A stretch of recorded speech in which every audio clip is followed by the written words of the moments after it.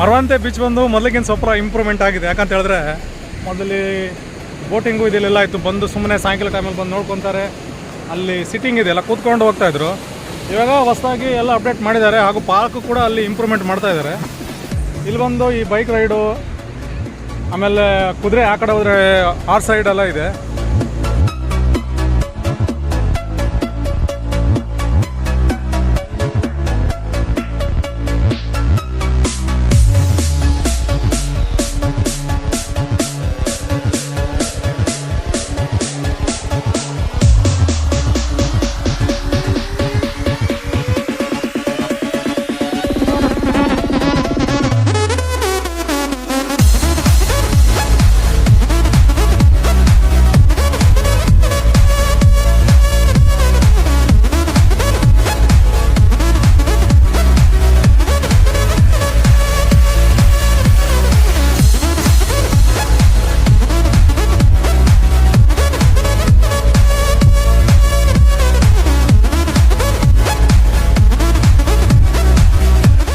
Friends ನೋಡಿ, ಯಾರಾದರೂ ಮರವಂತೆ ಬೀಚಿಗೆ ವಿಸಿಟ್ ಕೊಟ್ಟರೆ ಬೈಕ್ ರೈಡ್ ಮಾಡ್ಬೋದು, ಹಾಗೂ ಬೋಟಿಂಗು ಇದರಲ್ಲಿ ಕರ್ಕೊಂಡು ಹೋಗ್ತಾರೆ. ಒಂದು ರೌಂಡ್ ಕರ್ಕೊಂಡು ಹೋಗ್ತಾರೆ, 400 ರೂಪಾಯಿ ಅಂತೆ.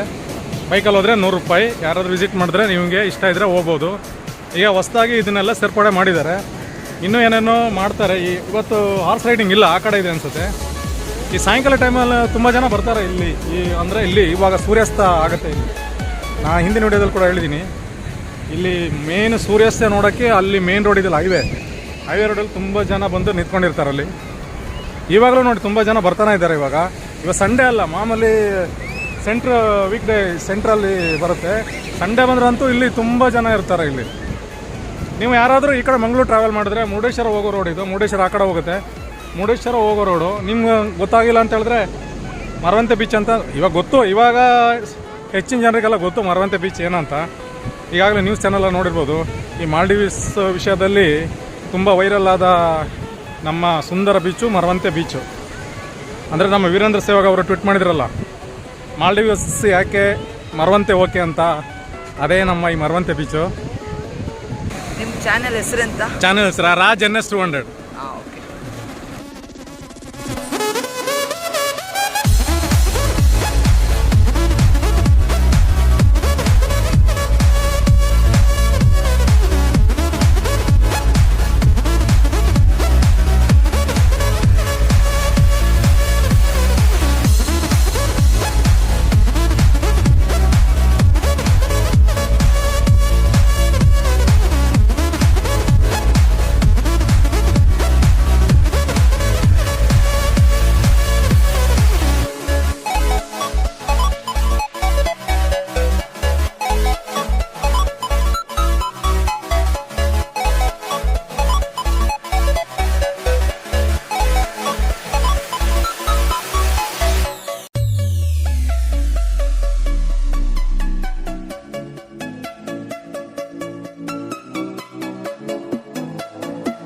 ಫ್ರೆಂಡ್ಸ್, ಈವ್ನಿಂಗ್ ಟೈಮಲ್ಲಿ ಬಂದರೆ ದಯವಿಟ್ಟು ಈ ಸೂರ್ಯಾಸ್ತ ನೋಡೋದು ಮರಿಬೇಡಿ. ಯಾಕಂತ ಹೇಳಿದ್ರೆ ನಿಮಗೆ ಇಲ್ಲಿ ಸಿಗೋದು ಕಷ್ಟ.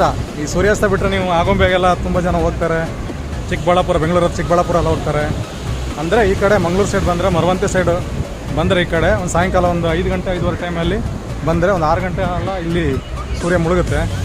ದಯವಿಟ್ಟು ಈ ಸೀನನ್ನು ಮಿಸ್ ಮಾಡ್ಕೋಬೇಡಿ. ಫ್ರೆಂಡ್ಸ್, ಮರವಂತೆ ಬೀಚ್ ಬಂದು ಇಡೀ ವರ್ಲ್ಡಲ್ಲೇ ಫೇಮಸ್ ಆಗಿರೋ ಬೀಚ್ ಅಂತಲೇ ಹೇಳ್ಬೋದು. ಇಲ್ಲಿ ದಿನ ಸಾವಿರಾರು ಜನ ಭೇಟಿ ಕೊಡ್ತಾರೆ. ಹಾಗೂ ಸಂಡೇ ಟೈಮಲ್ಲಂತೂ ಫುಲ್ಲು ಜನ ಬರ್ತಾರೆ ಇಲ್ಲಿ. ಅಂದರೆ ನಮ್ಮ ಕುಂದಾಪುರದಲ್ಲಿರುವ ಅತಿ ಹೆಚ್ಚು ಭೇಟಿ ಕೊಡುವ ಬೀಚ್ ಅಂತ ಹೇಳಿದ್ರೆ ಈ ಮರವಂತೆ ಬೀಚು. ಈ ಮರವಂತೆ ಬೀಚ್ ಬಂದು ಇಡೀ ವರ್ಲ್ಡಲ್ಲಿ ಫೇಮಸ್ ಆಗಿರೋ ಬೀಚ್ ಅಂತಲೇ ಹೇಳ್ಬೋದು. ನಾನು ಹೆಚ್ಚಿಗೆ ಹೇಳ್ಬೇಕಂತೇನಿಲ್ಲ, ತುಂಬ ಜನಕ್ಕೆ ಗೊತ್ತಿರುತ್ತೆ. ಇಲ್ಲಿ ಮೇಯ್ನಾಗಿ ಸೂರ್ಯಾಸ್ತ ನೋಡೋಕ್ಕೆ ಜನ ಬರ್ತಾರೆ. ಹಾಗೂ ಇಲ್ಲಿ ಸಿನಿಮಾ ಶೂಟಿಂಗು, ಧಾರಾವಾಹಿ ಶೂಟಿಂಗು, ಹಾಗೆ ಮದುವೆ ಇದ್ದರೆ ಪ್ರೀ ವೆಡ್ಡಿಂಗ್ ಶೂಟಿಂಗ್ ಕೂಡ ಇಲ್ಲಿ ಮಾಡ್ತಾರೆ. ಇಲ್ಲಿ ಸರೌಂಡಿಂಗು ಯಾರೇ ಮದುವೆ ಇದ್ರೂ ಕೂಡ ಇಲ್ಲಿ ಶೂಟಿಂಗ್ ಬಂದು ಮಾಡ್ತಾರೆ. ಇಲ್ಲಿ ಈ ಥರ ಬೀಚು ನಮ್ಮ ಊರಲ್ಲಿದೆ ಅಂತ ಹೇಳೋಕ್ಕೆ ತುಂಬ ಹೆಮ್ಮೆ ಆಗುತ್ತೆ. ನನ್ನ ಫ್ರೆಂಡ್ಸ್ಗಳು ಹಾಗೂ ಯಾರಾದರೂ ಬೆಂಗಳೂರಿನವರು ಅಥವಾ ಹೊರಗಿನವರು ಈ ಕಡೆ ಟ್ರಾವೆಲ್ ಮಾಡಿದ್ರೆ ದಯವಿಟ್ಟು ಈ ಮರವಂತೆ ಬೀಚನ್ನು ನೋಡೋದನ್ನು ಮಿಸ್ ಮಾಡ್ಕೋಬೇಡಿ. ಕೆಲವ್ರು ಕೇಳ್ಬೋದು, ಈ ಕಡೆ ಬಂದರೆ ಎಲ್ಲಿ ಸ್ಟೇ ಆಗಬೇಕು, ಇಲ್ಲಿ ಲಾಡ್ಜ್ ಇದೆಯಾ, ಹೋಟ್ಲ್ ಇದೆಯಾ ಅಂತ ಕೇಳ್ತಾರೆ. ಬಟ್ ಇಲ್ಲಿ ತುಂಬ ರೆಸಾರ್ಟ್ಗಳಿವೆ, ಲಾಡ್ಜ್ಗಳಿವೆ, ಅಕ್ಕಪಕ್ಕ ತುಂಬ ಇದೆ.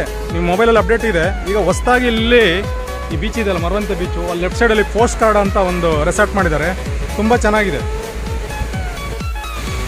ನಾನಂತೂ ಪ್ರತಿ ಸಲ ಊರಿಗೆ ಬಂದಾಗ ಈ ಬೀಚ್ ಕೂಡ ನಾನು ಬಂದೇ ಹೋಗ್ತೀನಿ, ಮಿಸ್ ಮಾಡ್ಕೊಳ್ಳೋದಿಲ್ಲ. ಯಾಕಂತೇಳಿ ನಮ್ಮ ಮನೆಯಿಂದ ಜಸ್ಟ್ ಒಂದು 2 ಕಿಲೋಮೀಟ್ರ್ ಆಗುತ್ತೆ.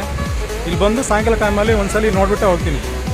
ಯಾವುದೇ ಟೈಮಲ್ಲಿ ಸಾಯಂಕಾಲ ಟೈಮಲ್ಲಿ ಬಂದರೆ ಇಲ್ಲಿ ಒಂಥರ ಮೈಂಡ್ ರಿಲೀಫ್ ಆಗುತ್ತೆ, ಚೆನ್ನಾಗಿದೆ.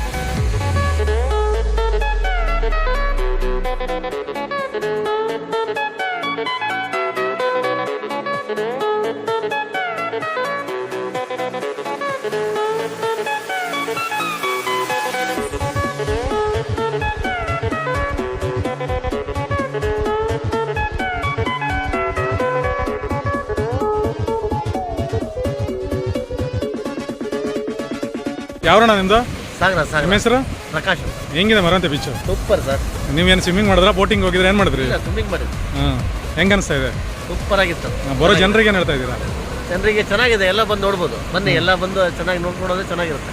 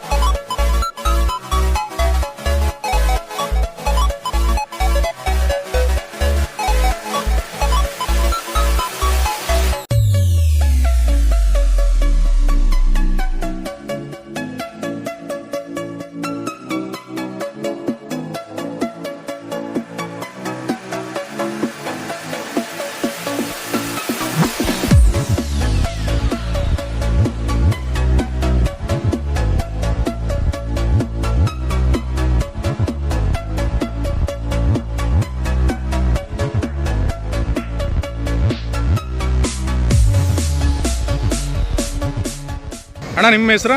ಸುರೇಶ್ ಅಂತ. ಇಲ್ಲಿ ಮರವಂತೆ ಬೀಚಿಗೆ ಬರ್ತಾರಲ್ಲ ಈ ಪ್ರವಾಸಿಗರು, ಅವ್ರಿಗೇನಾದರೂ ನೀವು ಕಿವಿ ಮಾತು ಹೇಳಿದಾರೆ ಏನು ಹೇಳ್ತೀರಣ್ಣ?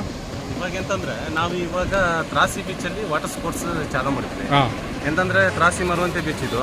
ನಾವೇನು ಏನು ಹೇಳ್ಬೇಕಂದ್ರೆ, ಈಗ ಏನಾದರೂ ಯಾರು ನೀರಿಗೆ ಇಳಿಬೇಕಂತಿದ್ರೆ ನಮ್ಮ ತ್ರಾಸಿ ಬೀಚಲ್ಲಿ ಬಂದು ನೀರಿಗೆ ಇಳಿರಿ. ಏನಕ್ಕಂದ್ರೆ ನಮ್ದು ಜೆಸ್ಕಿ ಇದೆ, ಬೋಟ್ ಇದೆ, ರೆಸ್ಕ್ಯೂ ಮಾಡಿದ್ರೆ ಆರಾಮ ರೆಸ್ಕ್ಯೂ ಮಾಡ್ತೀರಾ? ಏನಾದರೂ ನೀರಲ್ಲಿ ಇದಾದ್ರೂ ರೆಸ್ಕ್ಯೂ ಮಾಡೋಕೆ ರೆಸ್ಕ್ಯೂ ಮಾಡ್ಲಿಕ್ಕೆ ಆಗುತ್ತೆ. ಅದೇ ನೀವು ಮಧ್ಯದಲ್ಲಿ ಅಲ್ಲಿ ಗಾಡಿ ಎಲ್ಲ ಪಾರ್ಕಿಂಗ್ ಮಾಡ್ಕೊಂಡು ನೀವು ಅಲ್ಲಿ ನಿಲ್ಸ್ಕೊಂಡ್ರೆ ಹ್ಯಾಂಗೆ ರೆಸ್ಕ್ಯೂ ಮಾಡ್ಲಿಕ್ಕೆ ಆಗಲ್ಲ. ಏನಕ್ಕಂದ್ರೆ ಸೀದಾ ಅಲ್ಲಿ ಲೋ ಟೈಡ್ ಮತ್ತು ಹೈ ಟೈಡ್ ನೀರು ಬರುವಾಗ ಒಂದೊಂದ್ಸಲ ಲೋ ಟೈಡ್ ಇದರಲ್ಲಿ ಸೆಳ್ತಾ ಇರುತ್ತದೆ. ಅವಾಗ ನೀವು ಲೋ ಟೈಡ್ ನೀರು ಇತ್ತಂತ ಹೇಳಿ ನೀವು ಮುಂದೆ ಹೋಗ್ತೀರಾ.